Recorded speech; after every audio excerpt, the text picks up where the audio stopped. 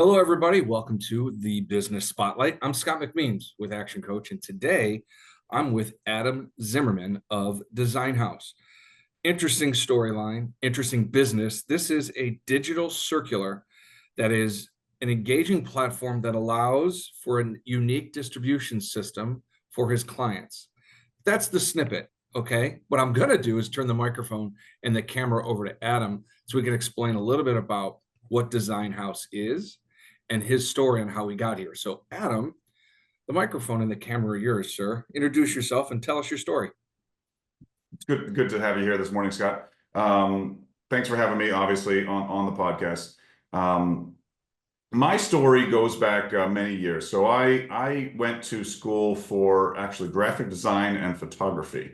While I was in school, I had some clients, and by the time I graduated, I had a little studio that I had created for myself, a little design studio. We did a lot of logos and websites and brochures and typical design work. Throughout the years, that little design studio turned into a small ad agency, and we did typical agency work.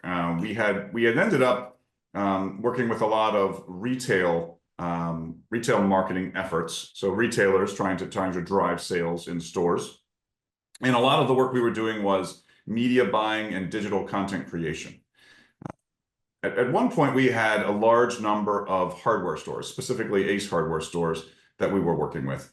And for years, we'd been hearing them complain about their print circular. Now, circular is an internal world here we use in this industry. So typically, we might call it a flyer. This is the thing that would come in your mailbox, kind of looks like a newspaper. It has kind of everything that's on sale. In this case, the hardware store at that time. It's most common in the grocery industry. You'd see one of those from a grocery retailer every week. We call them circulars.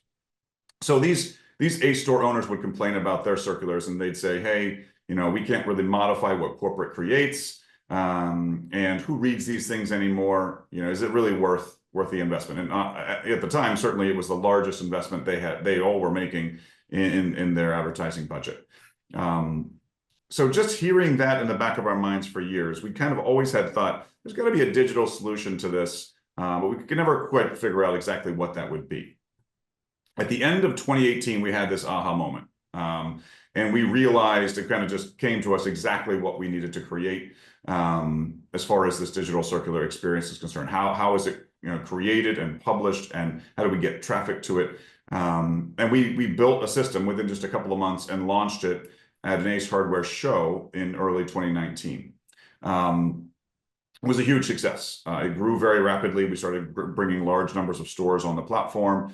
We launched it with a local grocery retailer here, and then we went to our first grocery show. This was the National Grocers Association in early 2020. This would be right before COVID hit, and we got our first clients right then. We partnered with IGA, which is a national chain across the country with about at the time about 1,000 stores. They're growing to about 2,000 now. But we started really deep into the grocery space and grew from there. Pre-COVID, we were about 11 employees, and we all came to the office every day, the same office, all of us. And we're now about 130 employees, and we're in, I think, 6 or 7 different countries and 8 or 9 different states here. Most people, I live right here in the Cleveland area. We have maybe a dozen employees that live here locally, but most of our employees are all over the place. Because we hired so much during COVID, we hired wherever talent was. It didn't really matter where you were because you were all just kind of working from home. And still it's that way. Most people, of course, are working from home today. Our business focuses on 2 main areas. And you could kind of put these 2 main areas into what I call phases of our business. The first phase is helping retailers migrate from print to digital. So if you can imagine, you are a grocery retailer, you've been been producing this print circular for decades. And again, it's the majority of your advertising budget is driven towards this effort. Every single week you're producing a print piece that you end up printing and distributing to mailboxes, all around your store. And it's the main catalyst in driving traffic around sale items, right? What's on sale this week. But that industry is crumbling. It's crumbling for a couple of reasons. Number one, we've all migrated to absorbing information through these things. And that's changed our desire to go out to the mailbox and pull out paper and actually read through it. We just don't absorb information like we used to. And so that delivery method, the distribution system where that print piece gets delivered to a mailbox, is not working like it used to. This is evident in just the decline in newspaper readership. At least online newspaper readership has increased, of course, as we've seen a dramatic decrease in print newspaper readership. But because of that, of course, the cost of printing is increasing, which forces more retailers out of that cycle, and it's a downward spiral moving away from print. There is not another ecosystem besides what we have created that allows retailers to replace print with digital. And this is an important kind of aspect of this ecosystem. You can imagine from a retailer perspective, there's a lot of reasons why that weekly circular is there, especially for grocers. It is not only the way that they distribute and get the information about their sales out. It's the way that they fund or generate funding from the manufacturers, from the Coca-Colas and the Hershey's of the world. People that produce all of that food are funding these ecosystems. It's the way that their buyers are interacting with those manufacturing companies, the way that they work together to create promotions, and the way that the sales cycle functions. So it's very hard for a retailer to remove that print piece from their ecosystem, but we make it very easy to transition it over into a digital system. We've done that because we've kind of rethought two different things as it relates to the way that piece works, that weekly flyer.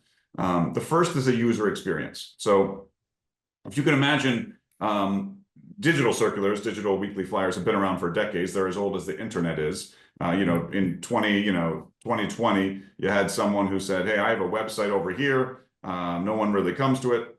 I have this weekly print piece I send out, in the mail over here. This is where most of my investment is. Why don't I just stick a PDF file of this onto my website? And hence the digital version of that flyer was born. And for decades, it's just been that. It's been a digital circular that's a PDF file. Because it's just the same thing as they're creating for print and recycling over into that digital format. So the problem with that is that over these last couple of decades, what has happened to the average screen size that we interact with? It has shrunk, right? It's shrunk down to that mobile phone. That's where 80% of mobile traffic or web traffic is today. And so what happens is most of these retailers have most of their customers looking at their weekly ad in a PDF form meant to be read like a newspaper, squished down into a tiny little screen. So the first thing we did was we changed the way that user experience was. We removed the PDF file altogether, and we built a dynamic system that's driven from a database. It has animation and recipe and video, but most importantly, it works really, really well on a phone. It works on a desktop, it works on a tablet, it works anywhere you are, but most people are going to see it on that phone. So the first thing we did, new user experience.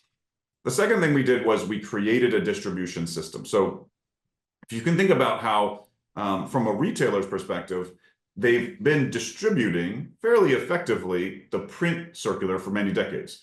And as I mentioned, that distribution system is breaking down because people don't want to pull things out of their mailbox and read them anymore. So right. Digital can't replace it unless you have a distribution system that can replace it. Right? Digital can't replace print unless there's an equal value in the distribution system. So we built a distribution system. Again, we did this from day one.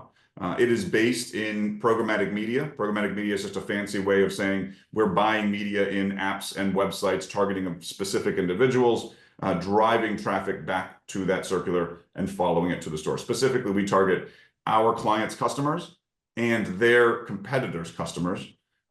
We drive them to that circular experience, get them to spend time there, and then we follow that traffic all the way back to the store. And we report to the store exactly what happened. How many people did we drive? How many customers are new customers? How many are regular customers?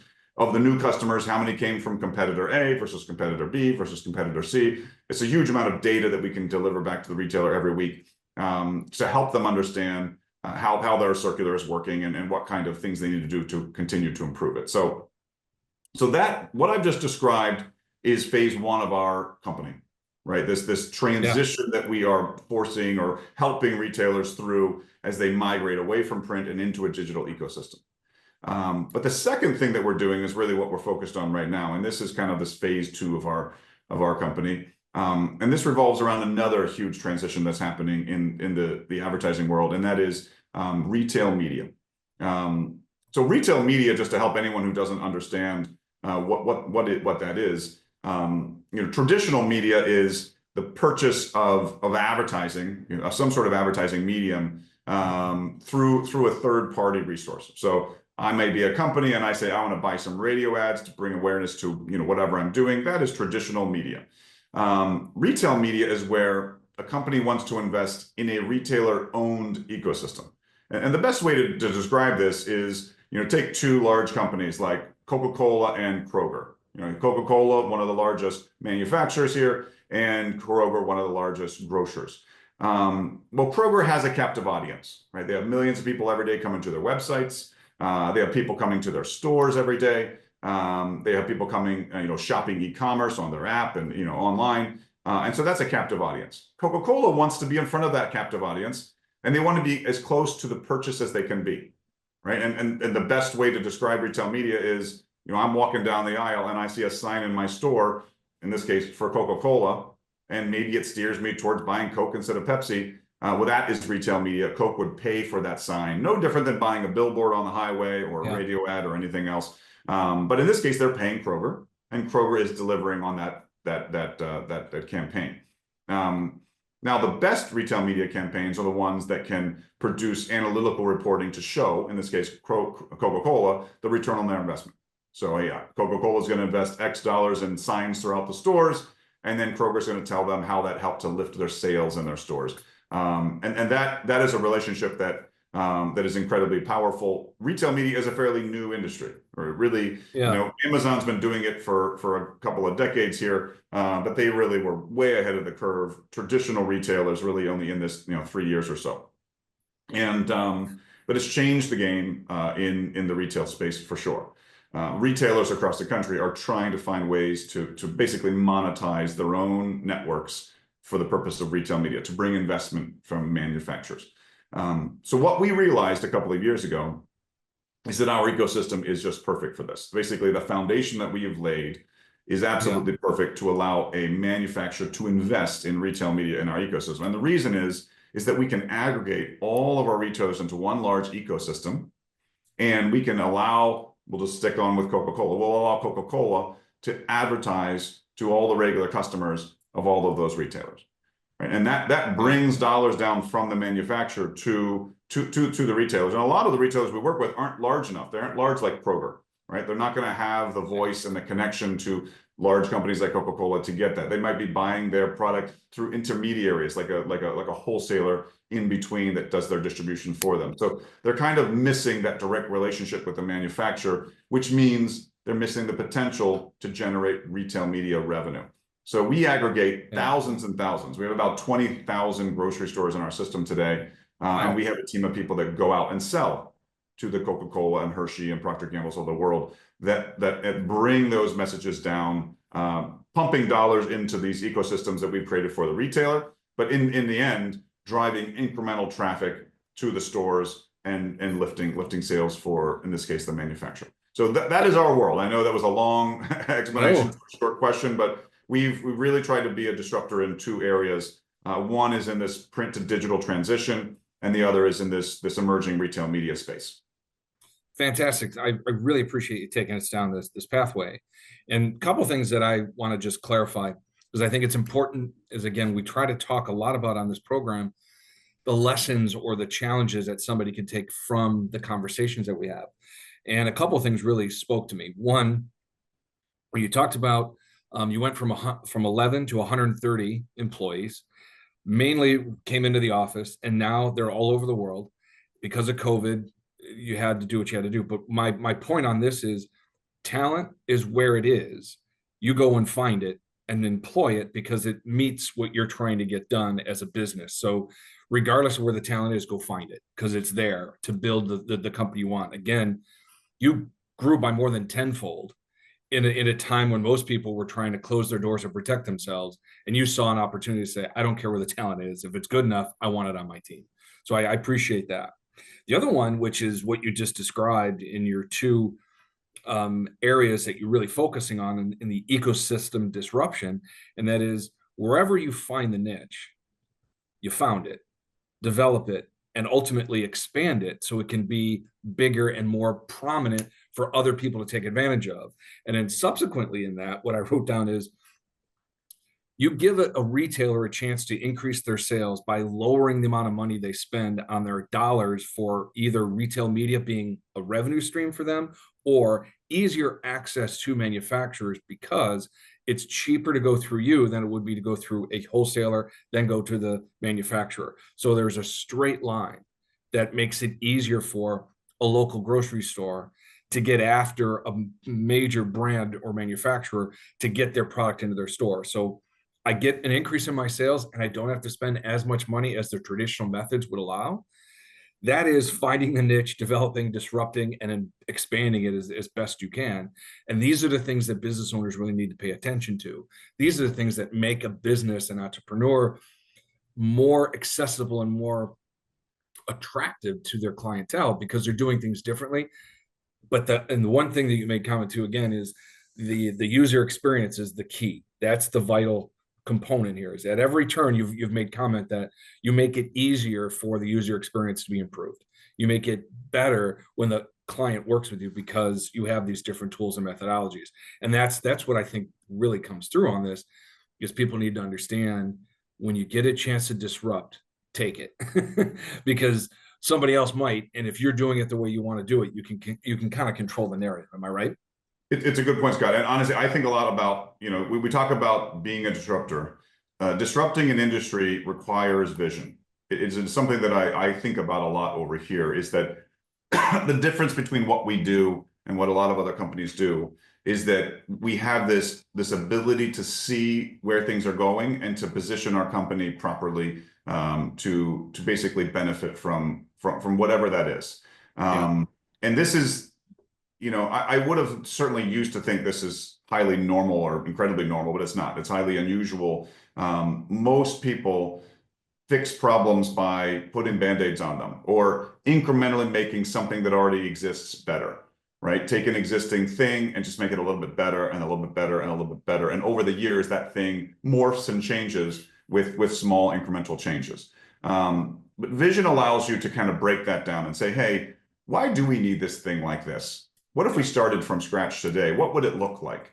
And thinking like that really is, we have found, highly unique. It is very unusual for certainly large companies to think like that. But it's very unusual for people in general to think like that. It's just, and it's a huge advantage that we have, this ability to break things down and to build them back completely new without all of the constraints from the past. Yeah, I think the 6 worst words in business are, that's the way we've always done it. Yeah, absolutely. Right? Absolutely. So people just get wrapped up in the idea of, well, this is the way we've always. If you take a look at what's possible by disrupting with an appropriate vision, as you've described, you can really make a big difference. And it sounds like what you're doing at Design House is you're allowing your partners, your clients, to get access to something that they had to spend a lot of money gaining access to, but they're getting it with a better result. Absolutely. Right? Yeah. That's we're modernizing a system. We talk a lot about the methodology of the circular, of the weekly ad. It really goes all the way back to the Sears Roebuck catalog, right? The first time Sears Roebuck said, the wish book, right? Yeah, I'm gonna inspire all this impulse buying. I'm gonna deliver to the household this piece. People can flip through it, find things they're interested in, and then head to the store and make that purchase. And that methodology is very sound. I mean, that system works really well. People love it. The problem is the distribution method. The problem is that we've changed the way we want to absorb information. And those people that are still hanging on to, hey man, people are going to pick this thing up out of their mailbox and really read it. It's just, they're blind to the truth, which is that people have moved on from it. At least most people have moved on from it. And we have to find people where they are. And where they are is on their phones. The number of hours people spend on those things a day is astonishing. So we want to put our content right where the people are. Well, it's interesting. You said 80% of electronic consumption happens on a phone. Correct. Is that is right? correct. Okay. Yeah. That is exactly finding people where they are. Yeah. Right. it's interesting because people in the print media will tell you that direct mailers work, Yeah. cards work, mail pieces work. I think there's a space for it, but it has to be directed in the same fashion that you are.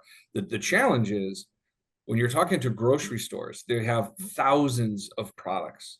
They have how many specials going on every week, that how can you keep up to date with that and make it be, as you said, dynamic in a way that you're interacting with your clientele on a very effective platform that allows you to make changes when necessary. The way I look at it is, if I get a weekly flyer from my newspaper or my local grocery store, what changes are made in a week? What if they need to make a change? Is that something that comes through on your platform as well? Absolutely. And yeah, there's always going to be print. Print is not going to go away. I don't want anyone to think that I'm looking for the death of the print industry.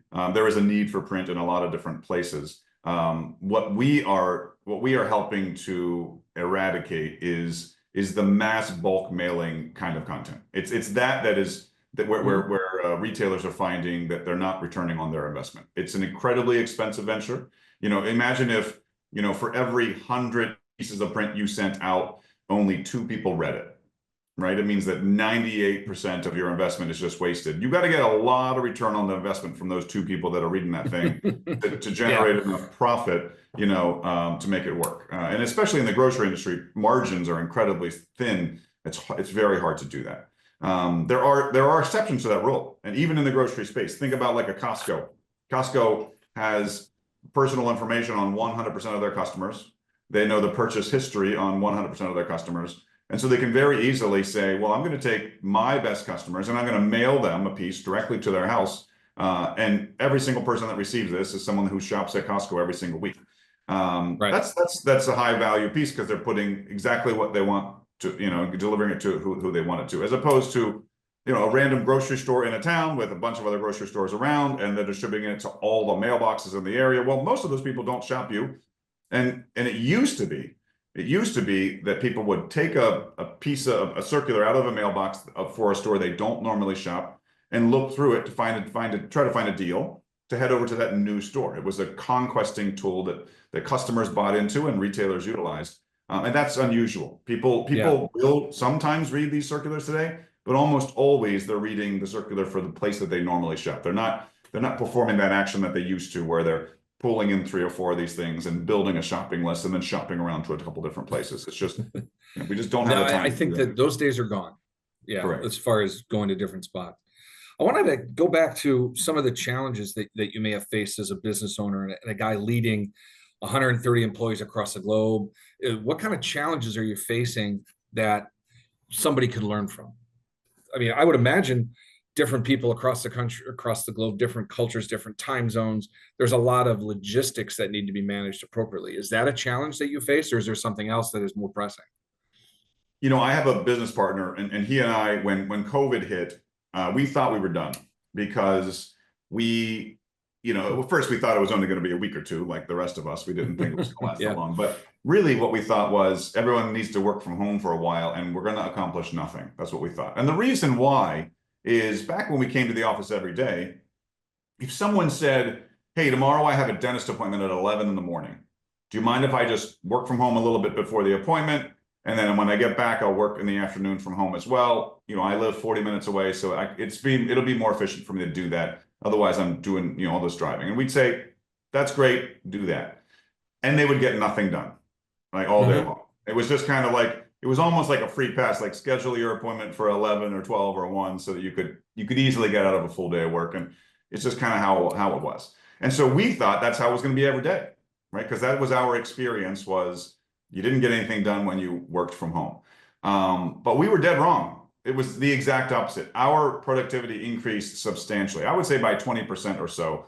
And there's a couple of reasons for this. One, people weren't commuting, and they were using their commuting time to work, which does astonish me even still today. A lot of people who, they would just start working when they would have left the house, and they'd work all the way through when they would have gotten back home. And so the time that they had on the road was just kind of time that they were working. It wasn't that we asked them to, it was just that, it's what they wanted to do. And number 2, people were just more efficient. People, for some reason, especially in our industry, we found a lot more efficiency in that ability to work from home. Now, to answer your question, one of the challenges that comes from that is culture. Is that when everyone comes to the office every day, you can create a culture that's palpable, right? You can get everyone together. You can have regular conversations. We used to all eat lunch together. Like we would like sit around the table. Yeah. We'd know about what's happening in each other's lives. We'd laugh together, tell stories, and that isn't there. So we have worked really hard, and I'm not saying we're great at this. It's definitely an area of improvement. Worked hard to create culture remotely, which is a challenge. We will have different, we have kind of clusters of employees in different areas, and we'll try to have, parties happen where there's a big meal that we're sponsoring and people get together and kind of, have some good time together in person. We'll try to get together on Zoom calls like this, and build camaraderie. We try to take a piece of every meeting to talk about personal things, which is a healthy, happy, thing. But building that culture, I think, is one of the areas of friction that a remote company really needs to overcome. I'm not saying we're doing it perfectly. It's certainly an area of improvement, for sure. Yeah, I would suggest one of the biggest things most business owners overlook is the culture aspect of their business. There is a big connection between what you try to do from your vision and mission as a business owner to the people that you want to embrace that vision and mission. How do you make that happen? It works when people are close and they get a chance to touch each other, see each other every day. And there is, to your point, a distance in the remote side. But maintaining an effort towards that culture is a solid piece that you guys are doing at Design House that most companies fail to do. So I commend you on that, at least taking the opportunity to recognize that culture is a big part of it and doing what you can to make sure that there's a culture that you guys infuse into the business. Because I think employees want to work for people they like working for. They want to feel, like they're a part of something, they contribute. There is, to steal your word, an ecosystem they can feel proud of. And when it comes to an organization that doesn't provide a good cultural feedback mechanism or comfort level, they start pulling away. And I would imagine 130 people across the globe, that's a challenge. And the things that you guys are doing is solid. So that's a solid thing you guys should keep doing, honestly. Good stuff. As we go through this, we've been talking for quite a while now. I just need to ask a couple more questions of you. If you had advice for a new business owner, what would that advice be? It's a good question, Scott. You hear all the time the old cliche, find something that you're passionate about. And certainly that's true. I don't know if it needs to be something that you're super passionate about, but I think, the one thing that I circle back to is what I talked about a little bit earlier, which is vision, which is, you have to have a vision for the future. You have to kind of, life and running a business is just a series of decisions, right? All you're doing is making one decision after another, after another, after another, and thousands and thousands of decisions later, you've accomplished something. And that's really all running a business is a whole bunch of little decisions. And if you have a clear vision in your head of what you're focusing on in the future, and if you can keep that somewhat stable, and if all your visions are focused on what's best for that, that's where you find success. The problem is where you compromise that vision for short-term gain. And it's honestly, it's the thing that I think has been the one piece that's made us most successful. Both my business partner and myself, we are hyper focused on the long game. We're not playing a short game. We're not trying to make a lot of money quickly. We're trying to build as large of a company as we can in potentially the shortest period of time that we can. But everything's focused on long term. And when all your decisions are focused on what's best for down the road, it allows you to get there more quickly and more successfully. I think there's a lot of people that constantly compromise or chase money without really keeping focus on what that long-term vision is. And I think that's where a lot of people fall short. I would agree with that. I think the foundation of what you establish is what you get a chance to build on. And if your foundation doesn't have a clear vision or any kind of expectation for long term, and you chase dollars and you spend dollars, you find yourself on weak foundation. And that's a good piece of advice. So I appreciate you saying that. This has been quicker than I expected. I can't believe we've been doing this for over half an hour now. Last question for you. I'm going to put you in a time machine and you get a chance to go back and sit on a park bench next to 18-year-old Adam. What do you tell him?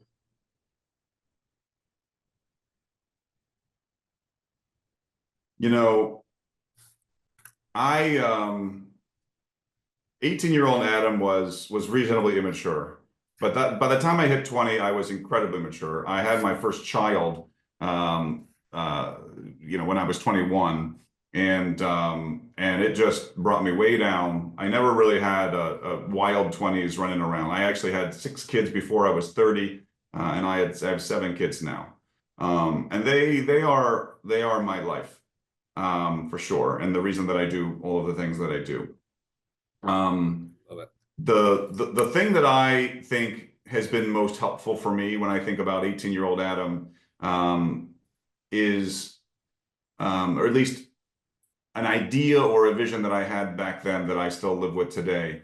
I call it the rocking chair perspective. I know this sounds a little silly, but I'll explain what this is. So, and this goes back to making decisions, and life being a series of decisions. But I have this vision of myself when I'm really old and I'm sitting on a front porch on a rocking chair. Okay. This is the rocking chair perspective. And so I'm whatever, 75, 80, whatever. I'm not working anymore. I'm just sitting there and I'm rocking. I'm just rocking on my rocking chair, looking at hopefully something nice, And the question is, or the goal is to have the least amount of regret, right? And so the best way to think about this is the thing I thought a lot about when I was in my 20s, because obviously I had a lot of kids in my 20s and they were all Yeah. little. And little kids require a lot of time, right? As they get older, they require a little less, but little kids require a lot of time. And I would think to myself all the time in my 20s, I would say, when I'm sitting in my rocking chair, I'm never going to say, man, I wish I worked more and spent less time with my kids, right? I would just never say that. Right. And so that's one easy way to motivate yourself to spend more time with your kids. There's other things too. And there are times when I can take the rocking chair perspective and say, I'm going to work until 2 a.m. tonight. My wife's going to help put the kids to bed because this is what my business needs. And we're all going to benefit. My view on my rocking chair will be nicer, right? When I'm 8 years old, because let them sleep. I'm going to get to work. Right. But we're all going to have regrets. We should have regrets today unless we're completely ignorant. We're all going to have regrets when we're old. And I think the goal of this rocking chair perspective is to reduce those regrets to the least possible amount. And that is a great perspective. And I appreciate it. We are absolutely running up against the clock. So I'm going to thank you for being on the show. This was outstanding. We'll see everybody on the next episode of the Business Spotlight. Thanks. Thank you so much, Scott.